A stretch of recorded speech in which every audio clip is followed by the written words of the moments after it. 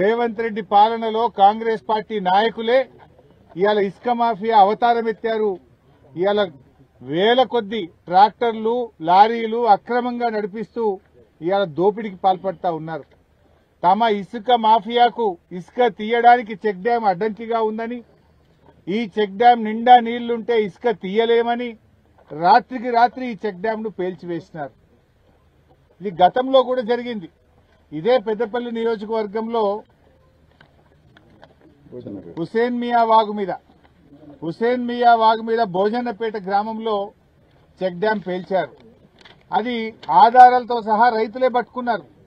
ఇగో tractor, gelatine sticks ఇవన్నీ కూడా వ్యక్తులను కూడా పట్టి పోలీసులకు అప్పచెప్పారు.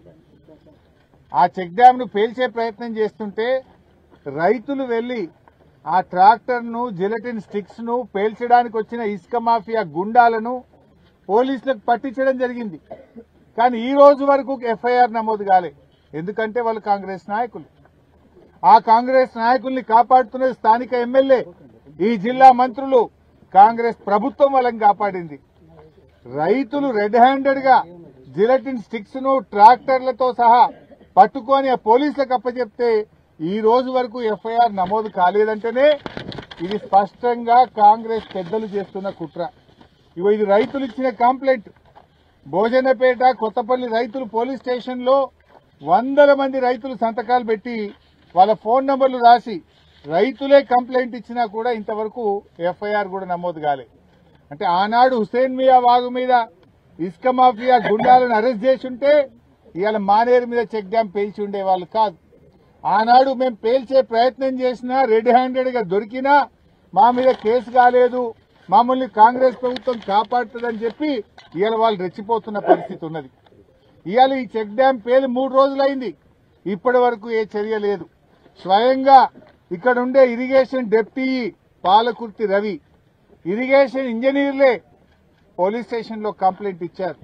ఇది బాంబ్ బ్లాస్ట్ జరిగింది, గిలటిన్లు పెట్టి చెక్ డ్యాం ను పేల్చేసినారు అని ఇరిగేషన్ డిపార్ట్మెంట్ ఇంజనీర్లు పోలీస్ స్టేషన్ లో కంప్లైంట్ ఇచ్చి 3-4 రోజులైనా ఇప్పటి వరకు చర్యలు లేవు. మీరు ఏం చెప్పదలుచుకున్నారు? హైదరాబాద్ లోనేమో పేదల ఇండ్లు కూలుస్తారు, ఇక్కడేమో రైతులకు ఉపయోగపడే చెక్ డ్యాములు కూలుస్తారు. అంటే మీ ప్రభుత్వం కూల్చివేతలేదు తప్ప కట్టుడున్నదా? హైదరాబాద్ లో హైడ్రా పేరిట పేదల ఇండ్లను విధ్వంసం చేస్తా ఉన్నారు. ఇవాళ ఇసుక మాఫియా అటు నిర్మల్లో, ఇటు పెద్దపల్లి జిల్లాలో, ఇటు కరీంనగర్ జిల్లాలో, అటు చెన్నూరులో, మంచిర్యాల జిల్లాలో చెక్ డ్యాంలు, చెరువులు విధ్వంసం చేస్తా ఉన్నారు. కేసీఆర్ గారు కట్టుడు, రేవంత్ రెడ్డి కూలగొట్టుడు. ఇదేనా మీరు చేసింది? ఏమైనా ఉన్నదా నేను అడుగుతా ఉన్నా. ఇవాళ ఒక్క చెక్ డ్యామ్ అన్నా మీరు కట్టారా? ఆనాడు కేసీఆర్ గారు, బీఆర్ఎస్ ప్రభుత్వం 1200 చెక్ డ్యాములు కట్టింది. మిషన్ కాకతీయ ద్వారా 44,000 చెరువుల పునరుద్ధరణ చేసింది బీఆర్ఎస్ ప్రభుత్వం. మానేరు వాగు సస్యశ్యామలమైంది. ప్రతి వాగు మీద, వంక మీద చెక్ డ్యాములు కట్టి ప్రతి నీటి చుక్కను ఒడిసి పట్టింది. రైతులకు బంగారముల 2 పంటలు మెయింటైన్ చేసింది బీఆర్ఎస్ ప్రభుత్వం. మీరేం చేస్తున్నారు? ఇసుక ఆగడాలు సాగడం లేదని, ఇసుక తీయడానికి చెక్ డ్యాములు అడ్డంకిగా ఉన్నాయని రాత్రికి రాత్రి గిలటిన్లు పెట్టి పేల్చేస్తారా? వాళ్ళని ఇప్పటి వరకు అరెస్ట్ చేయరా? హుసేన్ మియా వాగు మీద రైతులు వచ్చి 100లాది మంది రైతులు దరఖాస్తు ఇస్తే ఇప్పటికీ కేసు కాదు. ఇవాళ మానేరు వాగు మీద చెక్ డ్యాం పేల్చేస్తే ఇప్పటికీ దొంగల్ని పట్టుకోరు. మీరు ఇంకా బుకాయించే ప్రయత్నం చేస్తారు. ఏమని? అది లేలే నాణ్యత లోపమని మాట్లాడారు. కట్టింది ఎవరు? కట్టింది ఈనాటి రెవెన్యూ మంత్రి పొంగిలేటి శ్రీనివాసరెడ్డి గారి కంపెనీయే కదా, రాఘవ కన్స్ట్రక్షనే కదా కట్టింది. మరి చర్యలు తీసుకోవాల్సి వస్తే ఎవరి మీద తీసుకోవాలి? ఇలా రాఘవ కంపెనీ ఇలా హైదరాబాద్ లో ఫ్యూచర్ సిటీకి వేల కోట్ల రూపాయల రోడ్లు వేస్తా ఉన్నాడు. కొడంగల్ నారాయణపేట లిఫ్ట్ ఇరిగేషన్ లో వేల కోట్ల రూపాయల పనులు చేస్తా ఉన్నాడు.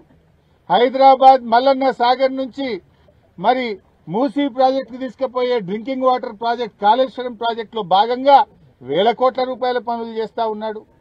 హెచ్ఎండబ్ల్యూఎస్ లో వేల కోట్ల రూపాయలతో ఎస్టీపీలు చేస్తుండు. మరి ఆ టెండర్లన్నీ రద్దు చేయండి, బ్లాక్ లిస్ట్ చేయండి రాఘవ కన్స్ట్రక్షన్ ను. ఇప్పుడు మాట్లాడుతున్నది ఎవరు? ఒక ఆయన కేంద్ర మంత్రి, కేంద్ర హోంశాఖ మంత్రి మాట్లాడతాడు. ఇంకో కొంతమంది ఏమో అధికార పార్టీ కాంగ్రెస్ ఎమ్మెల్యేలు మాట్లాడతారు. ఏది నిజం? ఇసుక మాఫియా జిలెటిన్లు పెట్టి పేల్చింది నిజమా? అయితే అరెస్ట్ చేయండి, వాళ్ళ మీద కేసులు బుక్ చేయండి. ఒకవేళ కాంట్రాక్టర్ సరిగా నిర్మాణం చేయలేదా, వెంటనే ఆ కంపెనీని రాఘవాను బ్లాక్ లిస్ట్ చేయండి. ఈ రాష్ట్రంలో చేస్తున్న అన్ని టెండర్లను కూడా రద్దు చేయాలని చెప్పి మేము డిమాండ్ చేస్తా ఉన్నాం.